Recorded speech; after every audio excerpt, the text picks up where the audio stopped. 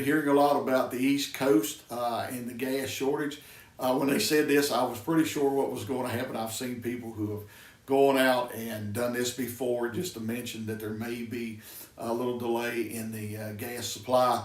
They go out 25 5-gallon jugs, and these are folks that are not going anywhere. They have nowhere to go. They might travel 10 miles in a month, but they got to have all the gas. And there's the same folks who have a building full of toilet paper right now. So you might be able to barter with them and get some of the gas and trade for toilet paper. So I don't know. Who knows? But it's the same group and they do it. But we panic. Why? Because people don't trust God. Scripture tells us, and a lot of these folks claim to be Christians, and Scripture plainly tells us we're to trust God for our sustenance. He knows what we have need of. You go to the Sermon on the Mount in the book of Matthew, chapter 5 through chapter 7, and there is a part in there where he talks about don't be anxious about things. Don't worry about things. He says, consider the birds. Consider the birds of the air. He said they don't plant seeds. They don't garden. They don't put fertilizer on anything. I'm kind of ad-libbing here a little bit, but they don't plant seeds or do any of that. I wrote a paper one time about a bird on a tractor. I've seen a bird sitting on a tractor, but I've never seen one sitting in the seat driving the tractor.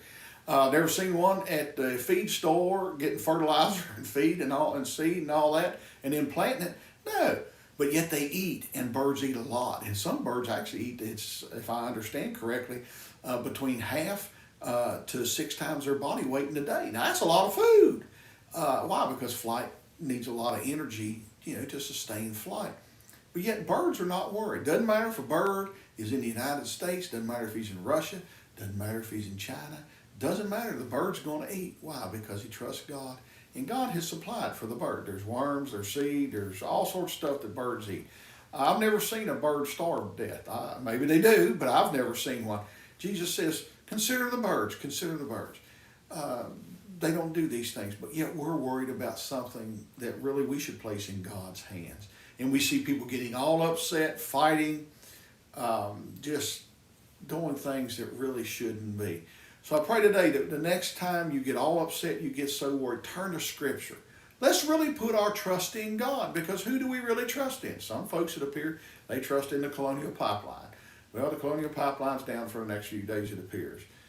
But we need to trust in God. God will take care of that. He will make a way. And I know it's easier said than done, but we have got to realize that He is our sustenance. He is the one who knows what we have need of before we even ask. And actually, God is more concerned about our spiritual welfare than He is even our physical welfare. We need to remember that. We get so caught up in the physical things.